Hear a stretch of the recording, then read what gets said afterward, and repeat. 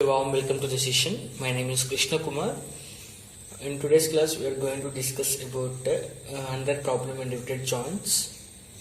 Okay, this is about eccentric loaded riveted joints. Okay, you can see the problem. Find the value of the P for the joint shown in figure based on a working shear stress of 100 megapascal. The given shear stress as 100 megapascal, and the four rivets are equal, each of 20 mm diameter. Okay, these are the four rivets they said. Okay, you can take number 1, 2, 3 and 4. These are the four rivets. If you take this one as a one plate, the second one is the some other plate. Here they attach these two plates by using the four rivets, and these are rivets which are at a distance of the center distance between the rivets is 200 mm. Okay, 200, 200 and 200. Okay, this one is here the load is applied. Okay, you can see here in the diagram, here the load is applied P. Okay, but if you see what is the center of gravity of this rivet system. Okay, actually we have to take at the middle. Okay, that's you can see here this is a CG. Okay, 200 by 2. Okay, in between 2 and 3 we have the center of gravity for the rivet system. Okay, from the center of gravity you may see, okay, this will be the eccentricity, you can say. This is the G position, that is center of gravity, and this is the E, is total 200 by 2, that gives the eccentricity, that is 100. These are the four rivets they given, and each having the equal size, that is 20 mm they have, and here they given the load P. Okay, the load is acting, not line of action of this load is not exactly passing to the center of gravity. There is some distance here we have, that is 100 mm. Okay, what we need to find out here is they are asking to find out the load, find the value of the P. P in the sense here there is a load. Okay, how much it can carry. Okay, for the rivet of having the 20 mm diameter. Okay, and 4 in number. This is the arrangement here for the system. What is the value of the load? Okay, they are asking this value. A similar process, whatever you are following, okay, we have to follow. The first one is identifying the center of gravity for the system. Again, I am going to draw this diagram here. Okay, so they can you can understand the center of gravity position and the eccentricity of this, and after that you have to find out the radial distances L1, L2, L3 and L4. After that you have to find the primary shear load and secondary shear loads, and after that you have to find out the maximum resultant load. Okay, resultant forces. Okay, which one is the maximum resultant force? How to equate that with the stress into area? Then we will get the P value. Okay, actually we have to write the maximum resultant force which is in terms of the P, that is in terms of the load. Then you can equate that with the stress into area. Already the stress they given, that is 100 megapascal. So diameter also they given. By using this you can calculate the area. Okay, pi by 4 into d square into 100, that is equal to the maximum resultant load. Okay, let's start the problem.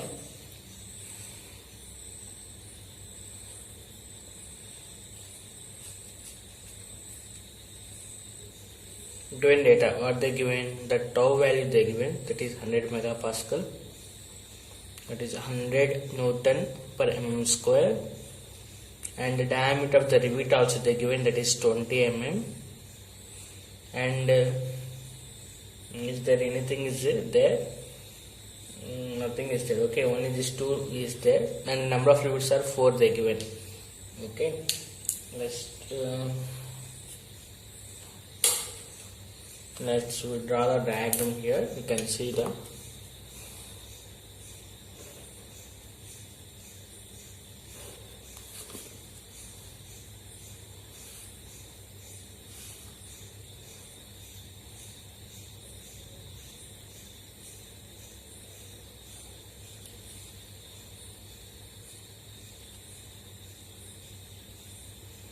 total 4 rivets here we have. Center center of this here we have the center of gravity. Okay, and where the load is acting exactly is, if you give the name for the rivets 1, 2, 3 and 4, for the third rivet central axis the load is going to be acting here.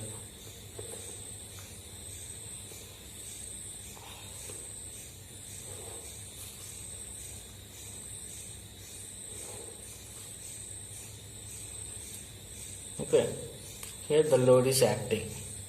This value we need to find out. This is the value we need to find out. This p value we need to find out. Okay, actually what they given, the value, they are already, the value is already they given. Okay, center of gravity position will be the this one, center of this one. Okay, what is the length, what are the distances they given? If you observe here,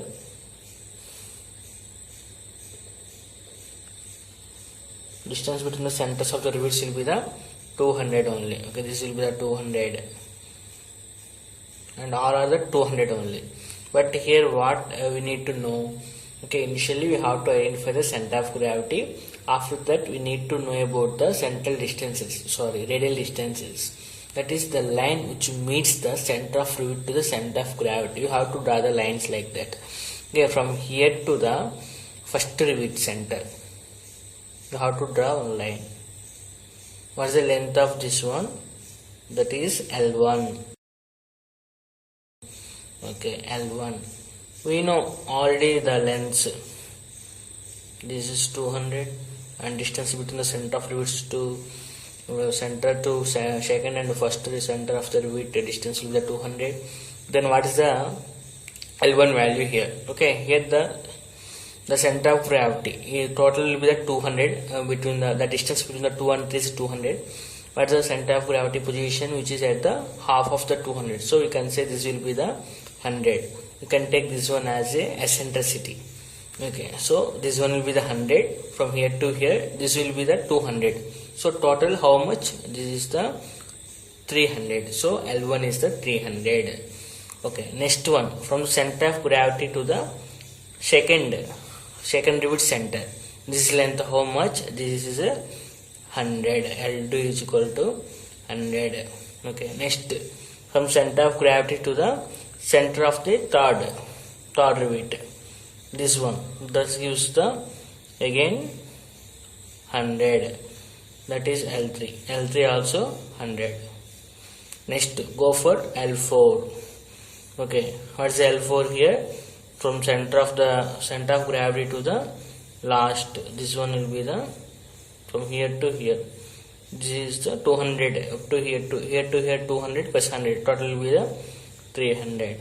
Okay, so we can write the first one, distances, calculation of radial distances.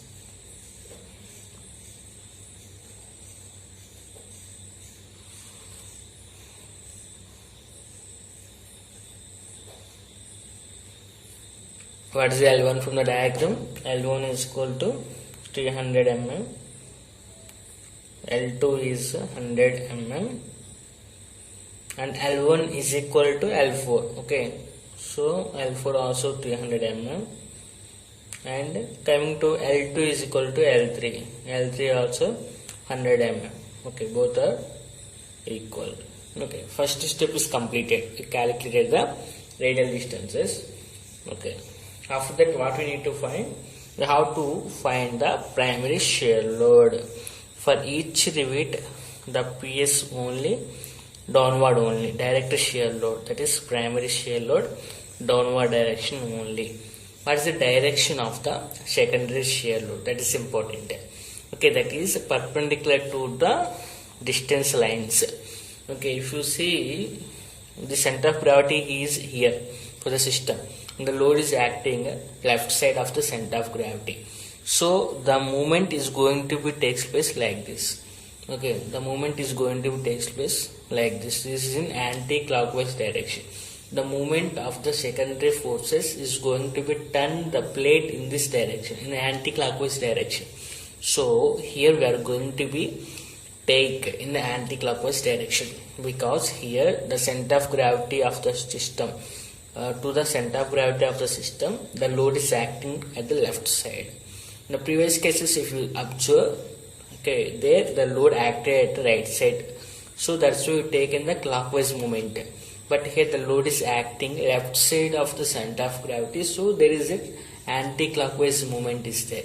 That's why here we have to take the secondary shear loads direction in anti-clockwise direction. Okay, if you see here is the radial distance line from here to here, from center of gravity to the first rivet center. This is a line.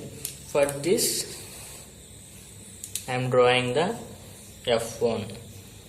F1 will be in upward direction. Okay, perpendicular to this one will be the upward only. Okay, again this is also same, perpendicular to this one. Again this is also upward direction, that is F2. Coming to this line is the F3. Okay, perpendicular to this one, perpendicular to this one, and we are taking the anti-clockwise direction. So perpendicular to this line either in this direction or in this direction. But what we are taking the anti-clockwise direction.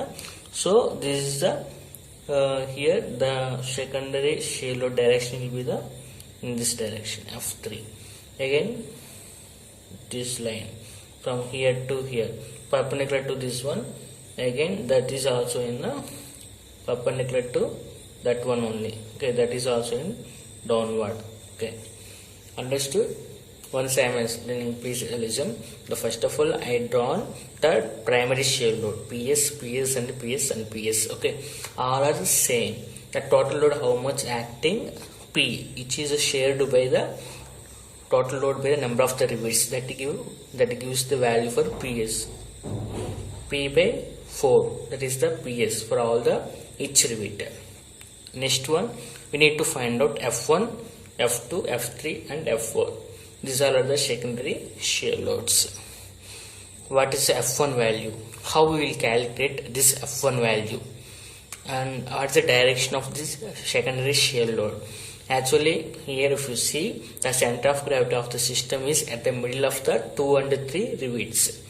Okay, the load is acting at the left side of the center of gravity. So you can say there is some anti-clockwise movement is going to takes place for the rivet system. For that we are going to be take in anti-clockwise direction. The direction of the secondary shear loads we are taking in the anti-clockwise direction. F1, F2, F3 and F4. Okay, F1, F2 are in upward directions, F1, F3, F4 and downward directions. Okay, for the radial distance lines only we are drawn in perpendicular. Okay, you can see here. For this is the L1, this is the perpendicular to this one, F1. This is the L2, perpendicular to this one, F2. Okay, this is F2. And again, this is the L3, perpendicular to this one, this direction. Okay, that is the F3. And again, this is the line. For this will be the perpendicular direction, that is F4. Okay, like that here we identified the direction of the secondary shear loads and we calculated the distances, radial distances. Okay, second step. What is the second step? Calculation of the primary shear load. Calculation of primary shear load, that is PS. We are indicating with the letter of PS. PS is equal to total external load by the number of the rivets. External load value, that what we need to find out. N is the number of the rivets. We don't know the value for this. Okay, 1 by 4 in the sense 0.25 times of the P. Just you have to keep in terms of P only. Okay, because finally we will find out this P value.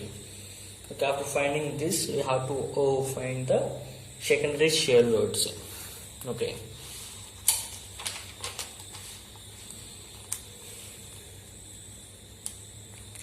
Third step is calculating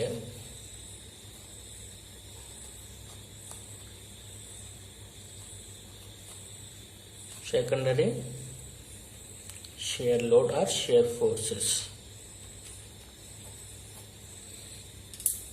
in order to calculate the secondary shear loads, what we are following, we are going to be equate external moment of the system to the internal resisting moment of the all the rivets.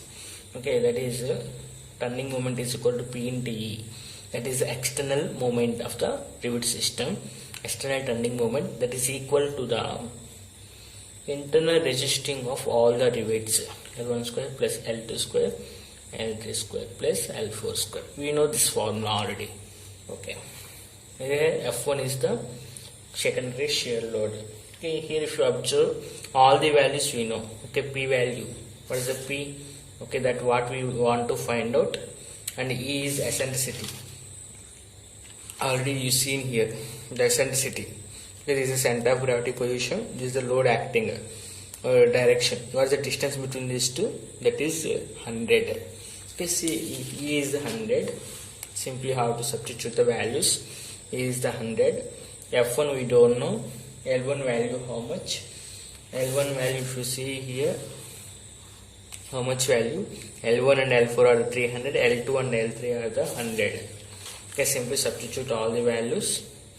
F1 by L1. L1 how much? I said 300. L1 and L1 how much? 300 square plus L2 is 100, so 100 square. Again L3 is 100 also, 100 is L3 square plus L4 is 300, so 300 square. Okay, after substituting these, only unknown term is F1. Okay, we will get this F1 value in terms of the P. Okay, simply find out the value of the P. F1 by 300 into this value will come as a 2 lakhs. Okay, 1 P into 100. F1 is equal to P into 100. It goes here into 300 by 2 lakhs. 35. Okay.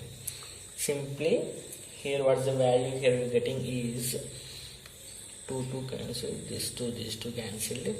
Again 3P by 20. This value is 0.15 P. Okay, this is the F1 value. Okay, how much we are getting? F1 is equal to 0.15 P. Okay, after calculating the F1 value, we know how we can calculate F2. We know the relation F2 by F1 is equal to L2 by L1. By using this relation, F2 is equal to F1 into L2 by L1. Okay, 0.15 P into L2 how much? L2 is 100, L1 is 300, so 100 by 300.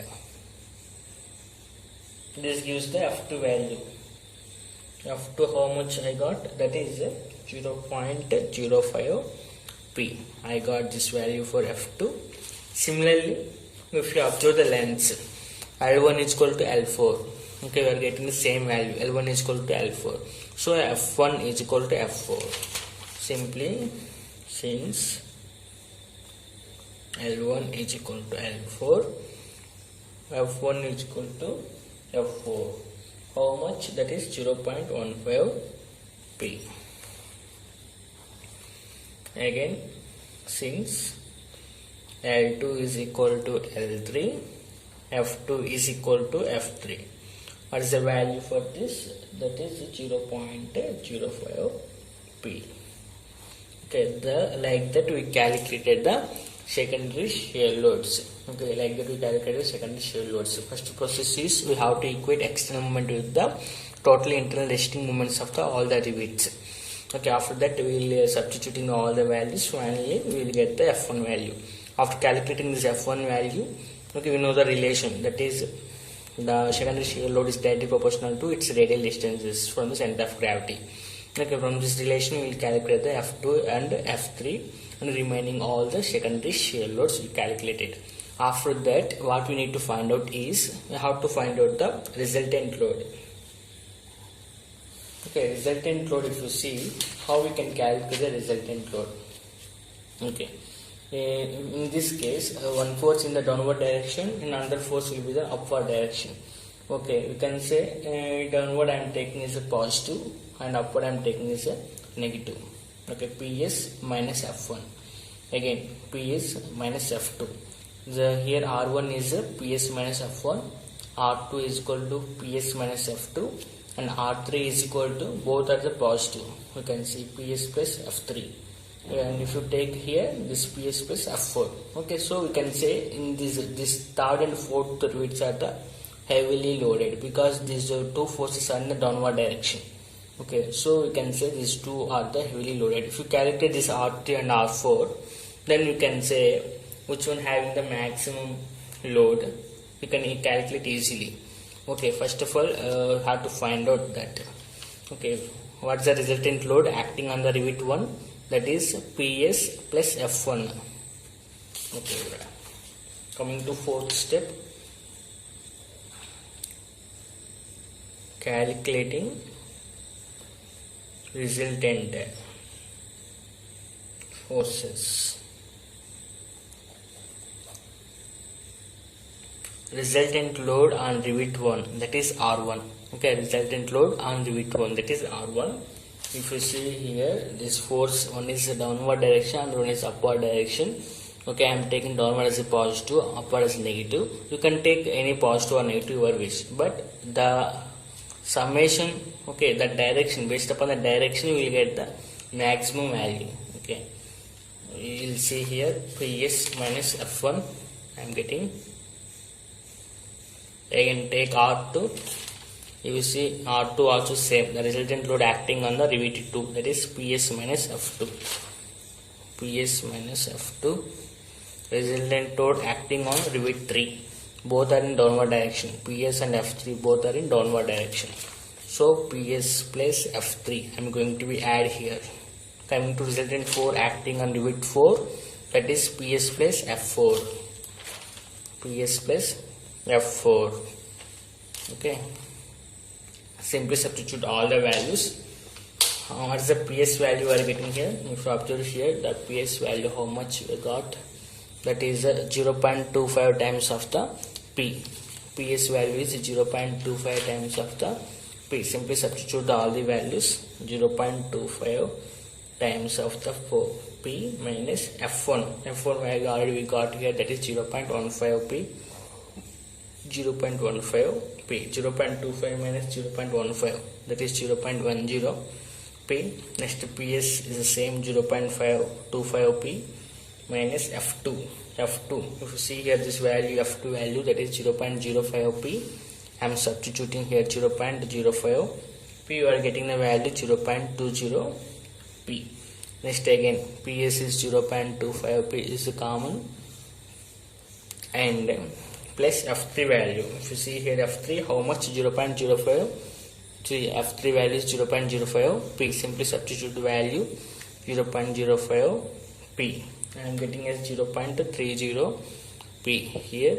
After that, for PS is the same, 0.25 P plus F4. You see here F4 value is 0.15 P. Simply substitute here 0.15 P. And I am getting value like 0.40 P. Okay. If you see here in all the resultant loads, this one will be the maximum load. So maximum heavily, so we can say heavily loaded rivet is fourth rivet. Okay, heavily loaded rivet is fourth rivet. And that load, that maximum resultant load is how much? 0.40 P. Okay, 0.40 P. And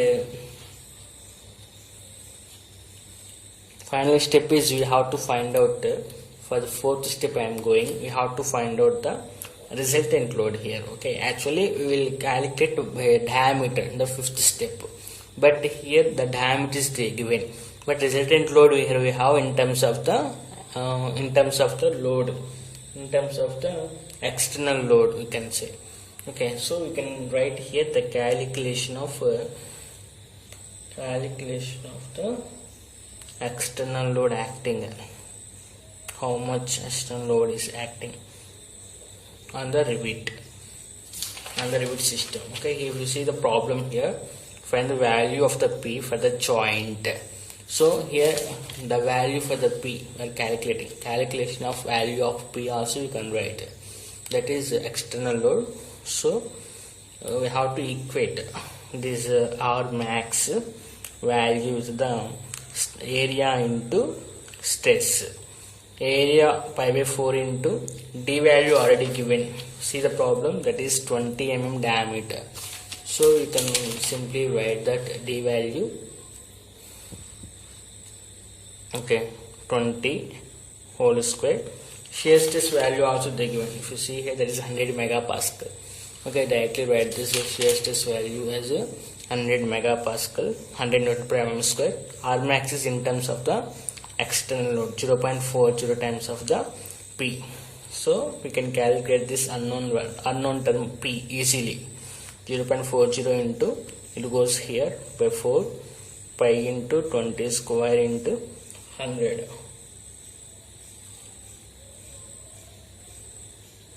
Okay, sorry.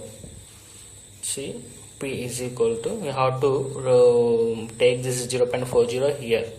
Okay, pi into 20 square into 100 by 4 into, it comes below 0.40, that is equal to the 78,539.81 newtons. Okay, 78,539.81 newtons is the external load that is acting on the riveted joint. This is the answer for the given problem. Okay, approximately 78.5 kilonewtons we can say. Okay, like that we will calculate the problems.